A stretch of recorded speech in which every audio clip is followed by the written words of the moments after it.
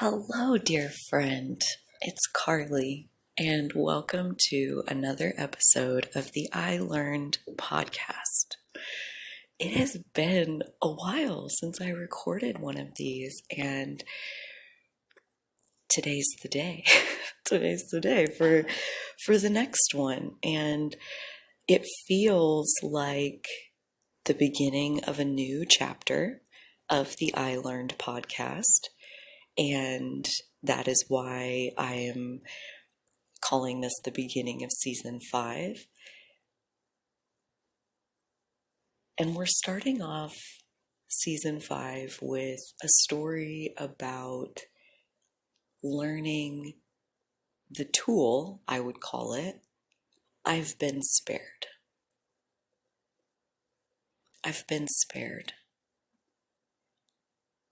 I've been spared is a line that I heard or have heard from Byron Katie's work, the videos of her doing the work with people. The work is her practice. You can go to thework.com and find all of her resources for free. She's amazing. Would highly recommend watching those videos. I've tried to watch them all a couple of times. And she's so right that she says that whenever she loses anything, I've been spared. Show up at the airport, bag's not there, I've been spared. I'll just wear the same thing every day, I'll just rinse it out at nighttime, don't have to haul the suitcase around, get to try out other people's soap. She's so I've been spared. And that reality, that perspective of being able to see that when you lose something or when something is gone from us, that the version of reality that you're living without the thing is better than if the thing had stayed or shown up or manifested in the way that you thought you wanted it to. That would have been worse than what you did in reality live.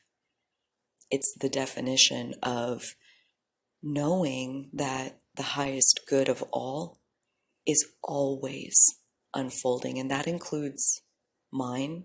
That includes my highest good is constantly unfolding. So if I lose something, or if something's taken away from me, or if somebody hurts me or attacks me, this is the best possible path I could be living. I've been spared. Thanks to their attack, I've been spared. I've been spared the life without the attack, and that would have been worse. And you might wonder, how could it be worse? That doesn't make any sense.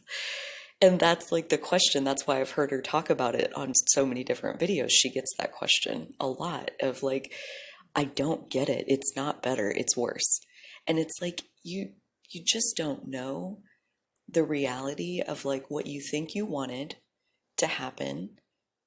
You see yourself in your mind's eye. You have this visual of getting the thing that you think you want, and that's all. It's in a vacuum, and nothing happens in a vacuum. It's have you ever seen those videos where it's here's 30 lottery winners where they wish they would have never won the lottery? They say it ruins their life. That we all wish for this big pile of money, and people who have had that experience say that they would change it if they could. They would not have that experience. And I know that's hard to hear when you're the one that's wanting to win the lottery, but really contemplate that what if the big pile of money doesn't come, because it would make it worse? Do you absolutely know for sure that what you think you want would make it better? Can you absolutely know that that's true. It's, as she teaches it, it's a meditation, it's a contemplation. It's getting really still in that question of, this thing that I think I want, can I absolutely know that it's true, that it would make my life better if I had it? I mean, I keep asking myself this question every time I find myself getting attached to things, and I haven't ever been able to find proof that, yeah, I know for certain that I'm supposed to have this. And basically what she's uncovering is the true reality that, like, the highest good of the all is always unfolding. It is always unfolding. And that includes a lot of timing. That includes a lot of right place, right time. Right place, right time as this other cooperative component who's also in that same place, same time. And there you both are. That is magic. It's the true definition of magic, and it's happening all day, every day in your life right now. Every single moment that unfolds in your life is the highest good. Sometimes, oftentimes, I forget that inside of the moment. Like, I had a conversation here a few days ago where it was like a 30-minute, I thought my expectation was that I put this on the calendar for 30 minutes with this other person, and they talked to me, kind of at me, for like an hour and a half. And inside of that moment, I found myself getting really, really, really frustrated and like annoyed and really struggling to keep a kind composure in that conversation. And I did, I mean, as good as I could. I mean, I'm sure somebody could have seen through it if they knew what they were looking for. But afterwards, I had this idea of, like, I was spared. By getting the 90-minute version instead of the 30-minute version, I was spared. What does that mean? What could it mean? What do you think it means? Here's one. Car accident on the way home, 30-minute version. Like, if I had left there earlier than I was, divinely intended to, which is what happened. I stayed for 90 minutes and then I drove home. And that timing got me home safe. I was spared. I was delivered safely to where I needed to come home to. That's one. Here's another one. And this one cuts a little closer to home, which is, I realized afterwards, as I got still and recentered inside of myself, I realized that no one, including this person who I felt like took up 3 times as much of my time as what I wanted them to take, and I had this and that's why I was annoyed. That was my story. I had this realization that no one can take my time. I give them my time. And honestly, this person, the highest good of the all was for this person to be listened to and supported and heard. I mean, basically their stories and their, like, all the things that they were saying was all about, like, all of these different groups that they are supporting as a consultant, and they are working on behalf of so many other people. And it was just like they hadn't had a chance to express themselves in way too long. And I was on the receiving end of it. And I, in that moment, was too nice to interrupt and say anything. And so they got 90 minutes of my time. I gave them 90 minutes of my time because I felt like I didn't have the tool, the skills to take control of the situation, take control of the conversation, and keep it within the boundaries of what I wanted. I felt incapable of doing that for myself. Annoyance. I was annoyed with myself for not being able to speak up. I wasn't annoyed with him. He's just the reflection. He's just the person who's embodying this element of me and giving it to me in a way where I can see this limiting pattern of mine where I have a hard time telling the truth when I think it's going to hurt somebody's feelings. And again, I loop back around again to I was spared. I was spared because in this, the best part of this whole thing is like almost immediately after that, I had not a conversation with that same person, a conversation with a different person. And it was heading down that road. It was like, there's no end to what this person is going to be able to say until I stop, until I like take control of the conversation and I direct it into what I want it to be, which in the confines of that conversation, I felt was totally my right. And so I didn't wait for her to be done. I interrupted her energy stream and I said, let's pivot to the reason we're here today, which is to talk about these packages. And so I started having the conversation and started like directing it towards like, this is what we need to cover. This is what we need to unpack. This is what we need to, and still, with humor and lightheartedness and what I hoped came across as graciousness, honoring the other person that like, there's a valuable conversation that we're here to have. So let's have it. You're very much a part of that. So let's do what we came here to do. It's valuable. And the whole conversation, it went so well. It was like 75 minutes long, which was like maybe 15 minutes longer than what I thought. But it was so good and productive. And we all got out of it what we needed to get out of it. Nobody seemed like, they didn't want to be there. Like it was very clear. The first conversation, he was like delighted to get to be heard for 90 minutes. I don't know that he expected all that. And he took full advantage. He told story after story after story. It just went on and on and on and on and on. And like, who can blame him?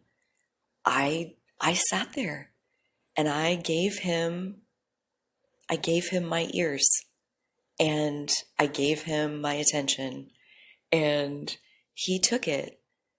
And can you blame him? Like, I am a good listener and it does feel good to be heard and smiled at as you're telling your story and nodded along with and, asked a follow-up question. And like, that feels good to be witnessed. And like, why wouldn't he take it if I gave it to him? Like, isn't that what you would want for somebody to take what you're giving them? Like, isn't that the weirder sensation when people like don't want what, like the love you're trying to give them? Isn't that weirder?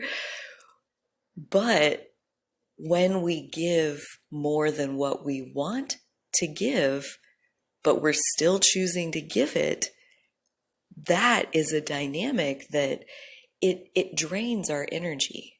And that's what I felt happening in that second conversation was like, it was draining my energy. And I found myself starting to get pulled down into like a place of like, God, I do not want to be listening to this right now. We have other things that we need to do. And then I have to do this other thing that I need to do. So like, let's focus back on the valuable reason that we all came together today, which is this. Thank you. And then this and this and this. And so it was like, if you feel your energy being drained, you can do something about that. You can speak up and you can more than speak up. I don't want to make it sound like, oh, just say something. Like there is like a whole chasm, a whole gaping chasm, a gigantic space that I covered between the first conversation and the second conversation. And that story of like what happened in the middle of that, it led me into, and For starters, it had nothing to do with the first person or the second person. It was a whole other person. It was like a whole other thing. And this other person created this space for me that kicked up my dust. It caused me pain. It threw me off center of my truth big time. It flung me out into the gaping void. And then I had to journey back to the center of me. I had to come home after that. And that journey of coming home after that pain, the pieces that I picked up along the way, the tools, the perspectives, the understanding, the acceptance, the learning, the new light of understanding and clarity that I possessed about who I am in this world, now that I have been flung out to that particular void and walked my way back, I was spared. I was spared by being flung off into that journey. I was spared. And again, how can that be? To be attacked and caused pain, how could that spare us? It spares us from continuing to live the life where we believe that we don't have the power to change what's going on around us. It spares us from our continued disempowerment. That attack and that pain, it flung me out into no man's land, and I had to find my own goddamn way home because I can see none of you guys are gonna come rescue me. So don't worry, I'll just save myself. And in that, the strength, the power, I'm almost lightheaded with the resilience and the stamina and the strength that I got to witness in myself thanks to that journey, and the empowerment, the resulting empowerment that it gave me is mine now. It's mine. It belongs to me. It's part of who I am now. The version of me that believed that I didn't know how to speak up and take control of the conversation, 5 days later, thanks to this completely other attack from this completely different person, I know how to take control of the situation because this conversation is not working for me, and I still love you and I love me too. And we need to have the conversation that is the reason that we came here today, because it's valuable. It's very valuable. We all agree it's valuable. Let's go there. And we all did. And to be able to do that, to be able to believe and know that I have the right to use my voice to change what's happening around me. I did not have access to that before.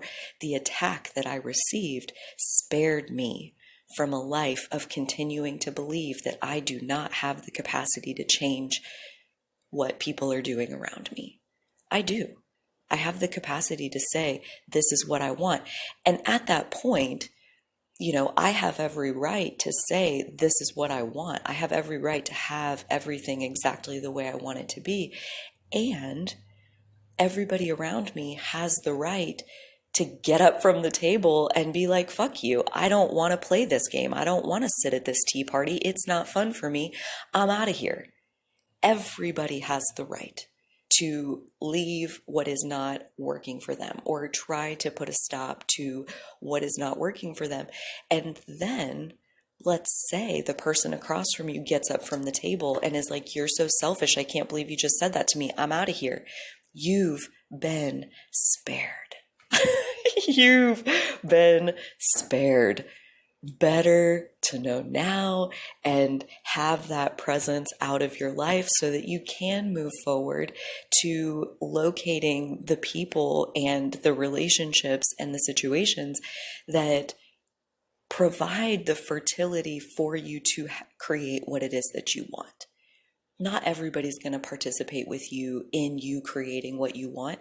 And every time someone steps away from your world or vocalizes their criticism of your world, they are sparing you from the illusion that they hold any power or ability to be able to guide you. When they criticize you, they're letting you know they don't understand. They're letting you know that they don't have the information to be trusted to provide reliable guidance for you. And if they're not going to be able to provide the reliable guidance, then who is? Who is? Where's that guidance going to come from? When you get flung off into no man's land and you're all by yourself, where is that guidance going to come from? And I definitely don't, for me, my relationship with it is not that it's like I'm guiding myself, but that I'm open to the guidance that is flowing through me. Like what I can feel is right and true, and what feels good in my system, and what makes me sick, what feels like it's pulling me up and just feels better and better and better and like spiraling upward into more and more wholeness. What feels like that, and what feels like it's pulling on me and it's just like, get off, you're dragging me down, you're hurting me, you're draining me, you're cramping me, you're wanting me to get smaller. It's spiraling down into deeper and deeper disintegration, more and more of your true self being flung off away from where you are right now. And that feels worse and worse and worse as you spiral into it further and further and further, as you leave your true nature further and further behind. And I don't even think that it's so black and white to say that, okay, so just spiral upward all the time. Like that's just all we're going to do. I don't think so. I don't. I know I sure don't. Life sure doesn't look like that for me. It looks a whole lot more like spiral up, spiral down, spiral down, spiral up, spiral up, spiral up, spiral down, spiral up, spiral up, spiral up, spiral down. Like thought to thought to thought to thought. Which way are you going? Up or down, up or down, up or down, up or down. And a lot of us, we do that. Up, down, up, down, up, down, up, down, up, down. That's stuck energy. That's what that means. And let me tell you something about stuck energy. You've been spared. You've been spared.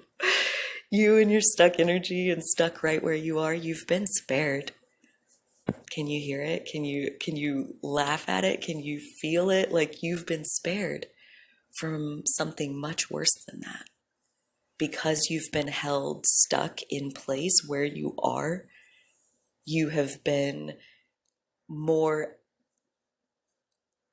aligned with the divine timing unfolding of like right place, right time, so that your divinely intended cooperative components can be in same place, same time.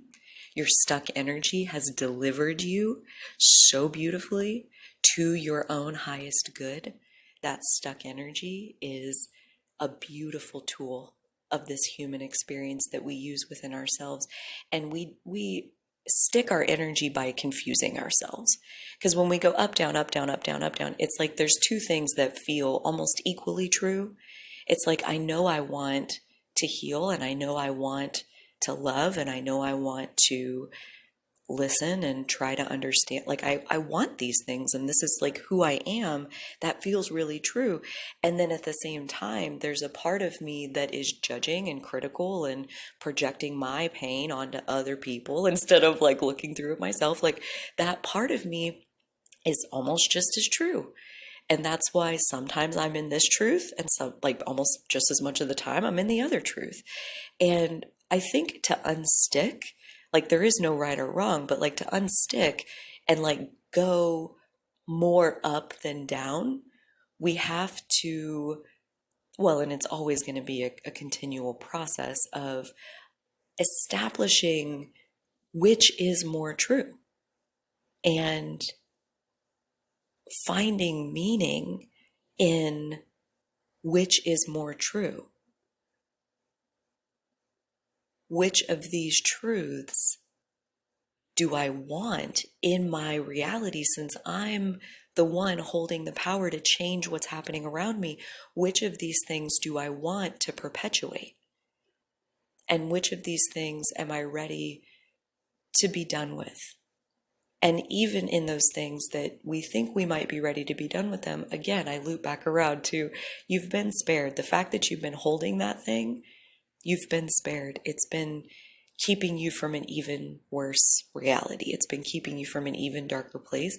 One example of this is the emotional scale of like when we find ourselves in, like, let's just say guilt, anxiety, anger, frustration.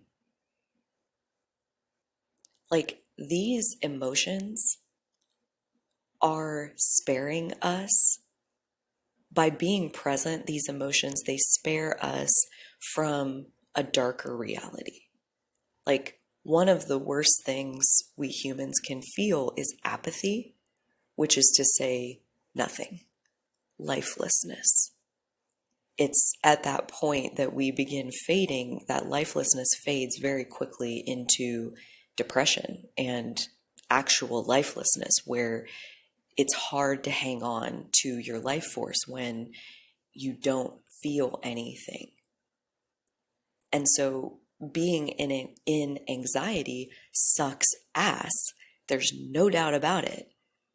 But it is so much more delicious and delightful and engaging and life-giving than apathy.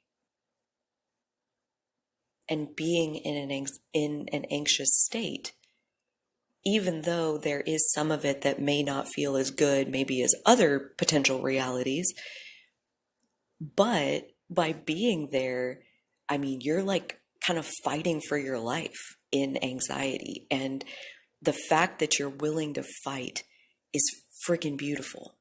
The fact that you care enough to be anxious is beautiful. And it's so much sweeter than apathy. So even something that seems a little bit hard to handle on the surface could be, and I would rewrite that for myself just to say, like, something that appears hard to handle on the surface is sparing you from something that is even harder to handle. Like, you think this is hard, you should see what this is sparing you from, you know? And it's a tool. I've been spared. It's a tool to help us pivot into appreciation. And that's not to say that you have to. You don't have to pivot anywhere, but it does come back to this idea of, do you like what is happening around you and inside of you? And if you do, great, milk it for all it's worth. And if there's something that feels like it's draining on your energy, there is likely a pivot. There's likely a truer truth that we could focus more upon, and we could begin the spiral upward. And so when I say I've been spared, that's me taking a step towards appreciation for this beautiful anxiety that I'm feeling right now that lets me know that I'm alive and that I care that I'm alive. I am so grateful that I have enough of my own energy coursing through my veins to be this freaked out about getting these balloons to the store on time. Like, I mean, we make ourselves anxious over some of the most hilarious details. It's like truly comical when, from like a calm perspective, you watch an anxious person. But while you're in the middle of it, that intensity, it's like you feel alive. You feel alive. And when you contrast that with lethargy and apathy, total lifelessness, anxiety's looking pretty damn good. You know, you've been spared from lifelessness. Woohoo! Woohoo! That step towards appreciation, it begins the spiral upward. And where you take it next, whether you go back down and then back up and then back down and then back up, you're being spared. Whether you spiral up for a whole month, you have just this incredible upward spiral, and then this devastatingly low spiral down, and this like dramatic crash attack moment where you get flung off into the void, like, and then you get to walk back, and then you get to spiral up again. the up and the down. It's all delivering us in divine timing for the highest good of the all, and that includes you. I've learned that the more we will relax into the rightness of what is, the more we can find our ways and our opportunities and our tools to align more of what is with the authentic energy that is flowing within us. Because we absolutely have the right. Our life force energy flowing through us gives us the right to have exactly what it wants. Our life force energy will have, because it deserves, exactly what it wants. And as long as it's not getting it, it'll make us really miserable in the meantime. So look for ways to appreciate whatever it is that is manifesting itself around you. Thank it for sparing you from something worse. I would love to hear how that lands for you. I do hope that you'll take such good care of yourself. And until next time, dear friend, possibly ask yourself, how have I been spared?